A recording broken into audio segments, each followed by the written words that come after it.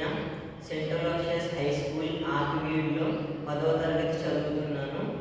ఇప్పుడు వీరగాథ 4.0 కార్యక్రమంలో భాగంగా శ్రీ అల్లూరి సీతారామరాజు గారి ఏకపాత్రాభినయం చేయబోతున్నాను. నేనే ముక్కోటి ఆంధ్రుల ముద్దు బిడ్డను, అల్లూరి సీతారామరాజు. నా తల్లి విదేశీయులకు బానిసయ, నా తల్లి కష్టాలకు సంఖ్యల, భరించరాని బాధ, దుర్భర వేదన. మోసం కాదు మేము చేస్తున్నది, మాలో బుసుల కొడుతున్న రోషం. మేము పిరికి బందలమా? హే, అది గాజులు తొడిగించుకున్న వాళ్ళకి చెప్పండి. శరీరం అంతా కోట్లపరమై రక్తం దారులుగా స్రవిస్తుంటే వీపున పసిబిడ్డను ఎత్తుకొని హోరాహోరీగా పోరాడిన వీర నార్యమ్మ తల్లులు పుట్టిన దేశం. తలలు తెగిపడిన మొండెములతో పోరాడిన వీరభూమి.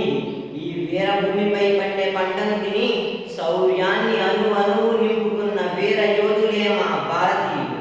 తుది భారతీయుడు ఉన్నంత వరకు భారతదేశం స్వతంత్ర దేశమే, నాది స్వతంత్ర దేశమే.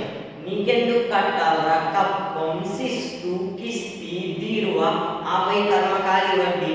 ఎండనక వాననక కష్టించి పండించే కర్షక సోదరులుండగా నీకెందుకు కట్టాలరా శిస్తు?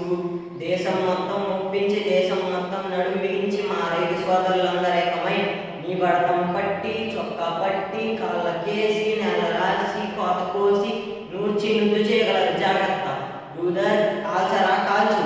నువ్వు కాల్చే కాల్పులకు నా గుండెల్లో శ్రమించే రక్తపు బిందువు నుంచి పుట్టబోయే కోటాను కోట్ల సీతారామరాజుల కత్తి దెబ్బలను నువ్వు కాచుకో.